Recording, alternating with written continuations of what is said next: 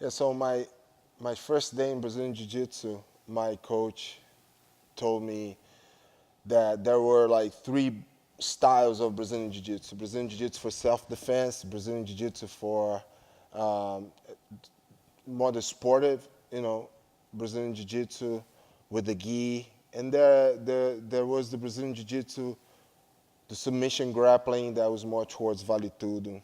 That was my first contact. The first thing they said, like, well, there's jiu-jitsu for self-defense, there's Brazilian jiu-jitsu for, the sport side, and there's the submission or we used to call just like no gi, sen kimono, for the vale tudo, more like, and then what I really liked in Brazilian jiu-jitsu was the fact that we could apply the techniques while we were rolling and doing the live practice at full force, so you pretty much like you could see that how effective it was, and that's like I guess it's a big differential between Brazilian Jiu-Jitsu and some other martial arts, because you can do a live sparring or live rolling, and you can test what you learn. You can do all the moves at full force. Your friend, your teammate, or the other competitor would tap, you let go, nobody get hurt. Of course, accident happens, but it's a full contact sport. And this is how I learned Brazilian Jiu-Jitsu. We had to learn how to bring the fight to the ground with throws, with takedowns. My first coach, he used to even like recommend us to go to a judo club to learn, more throws, or we combined with some Greco-Roman. And of course, we always played the guard game, which is, fighting off your back and all the variations. Having as always an option to pull or jump guard, but we always learn the throws and etc. And besides that, to move from belt to belt in the beginning, from white to blue, blue to purple, we had to learn the self-defense. We had to know the Brazilian Jiu-Jitsu for self-defense. So what I always tell everyone that asks me, like, oh, I'm looking for a place to train, somebody that's from outside, and I always tell them, like, look for a place where people teach the whole Brazilian Jiu-Jitsu. People talk about self-defense. The instructor talk about competition. They teach the no gi together with the gi, so you have like, you can start training, learning with the uniform, or you can learn without the uniform. So that's how I see Brazilian Jiu-Jitsu. And then for anyone looking for a Brazilian Jiu-Jitsu place, you need to find a place where you can get the whole thing, and not just for competition or something like that. So it's funny when people ask me, who should train Brazilian Jiu-Jitsu? I believe that anyone can train Brazilian Jiu-Jitsu. Anyone looking for self-defense, anyone looking for a competitive martial arts, and I don't like to use the word sports. I always refer to Brazilian Jiu-Jitsu. It's always as martial art. It's obvious. But a lot of people see Brazilian Jiu-Jitsu as just as a sport when we cannot forget the tradition. So whether you're looking for self-defense, whether you're looking to be a competitor, or if you're looking for a hobby, if you're looking for a different lifestyle, say you have your 8 to 5 job, and you have a free time to spare. Even if you have a family, I tell everyone, it could be husband or wives, it can be, it doesn't matter. You take 1 hour, 1.5 hours, if you can, 2 hours of your day, and then you train jiu-jitsu.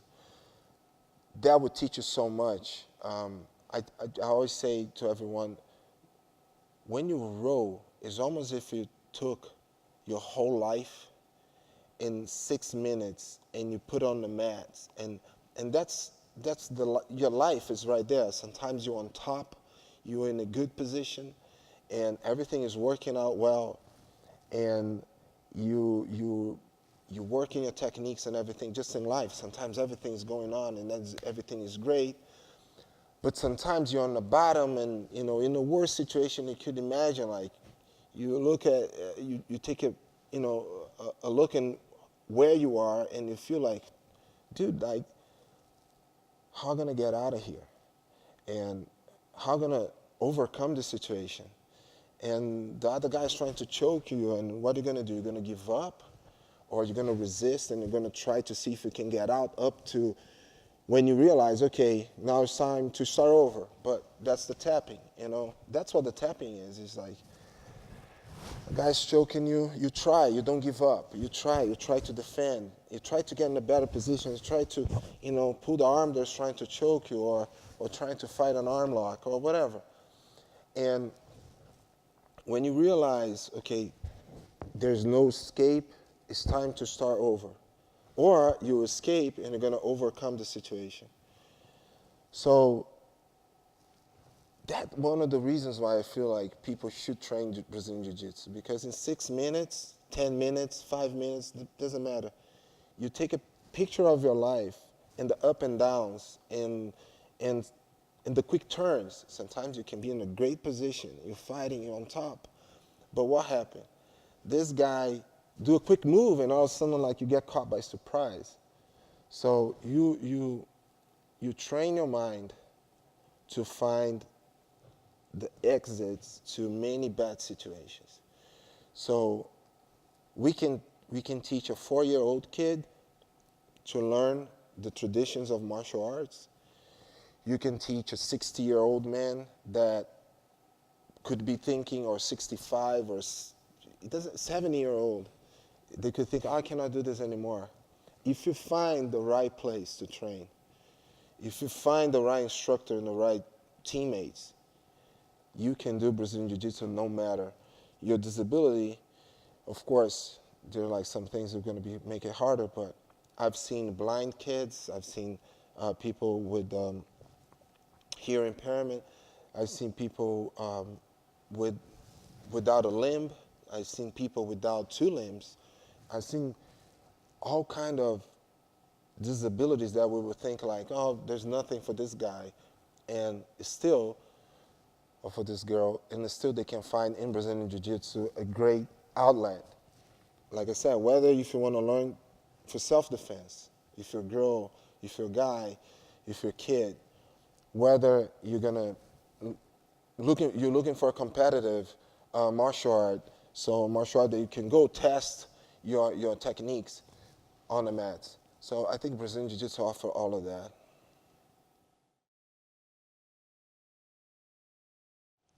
Yeah, that's a good question. You know, people ask like, how to find a good school. I think like if you're looking for a good school, you should do a trial class or watch a class from outside. You know, you stay outside, you look.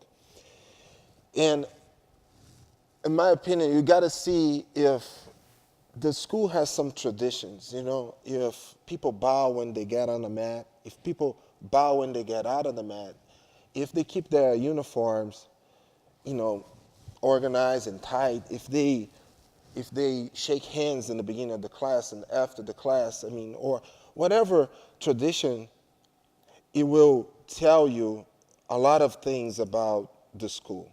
A school that guy comes in and, you know, his gi is stinking a lot, the teacher is not caring, the guy's checking his cell phone the whole time while he's teaching, or the coach is just looking for his own training. The guy's a top competitor and he goes show technique and he's not looking and fixing one guy here, fixing one guy there. That might not be the place that you want to go. You want to go to a place that can cater for everyone. So I'm a teacher and I have sometimes so many people on the mat. So I rely on my higher ranks to help the lower ranks.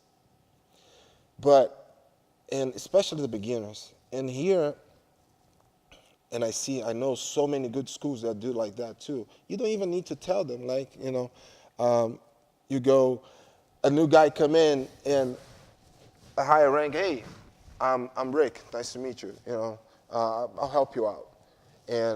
Or whenever we say, hey, partner up, let's do the drills, a higher rank, go grab a white belt, like, I'll help you out.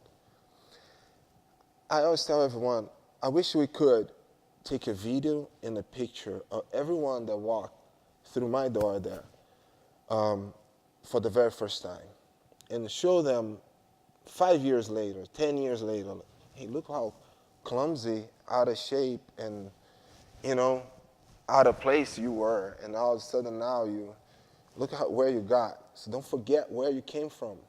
It's a very good question, who came here to my mentoring. We did like a 2-3 day mentoring thing with my higher ranks.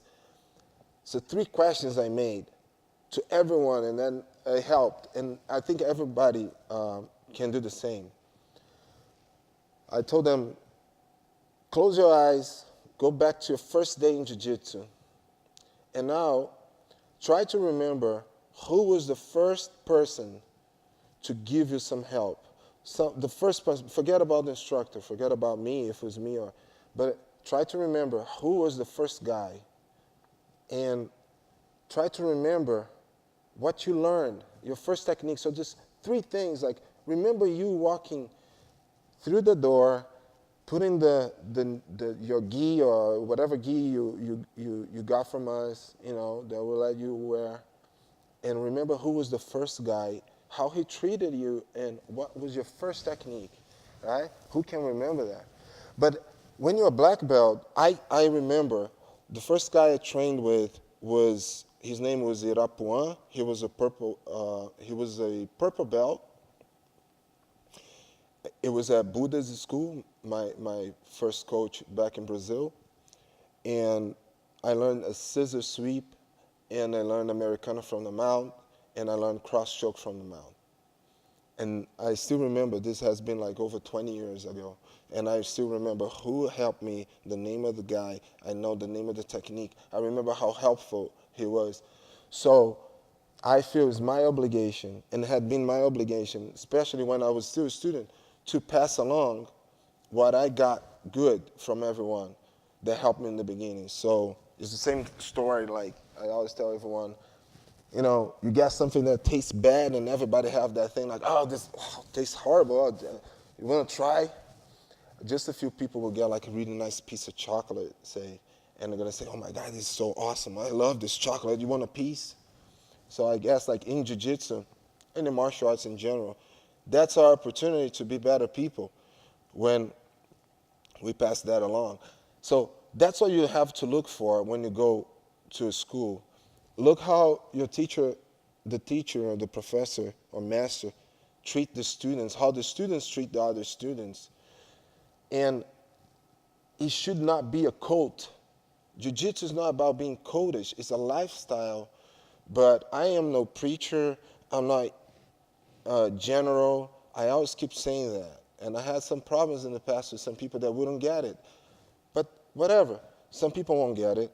I'm not general, and the brown belt is not a whatever other rank, and the white belt. Of course, there's a respect from black to white, and the respect is mutual. It doesn't matter. I have to respect my white belt, and the white belt has to respect me. Of course, I'm leading the class. A brown belt is helping. When you're training closer to a higher rank, always the lower ranks move. That's easy to establish.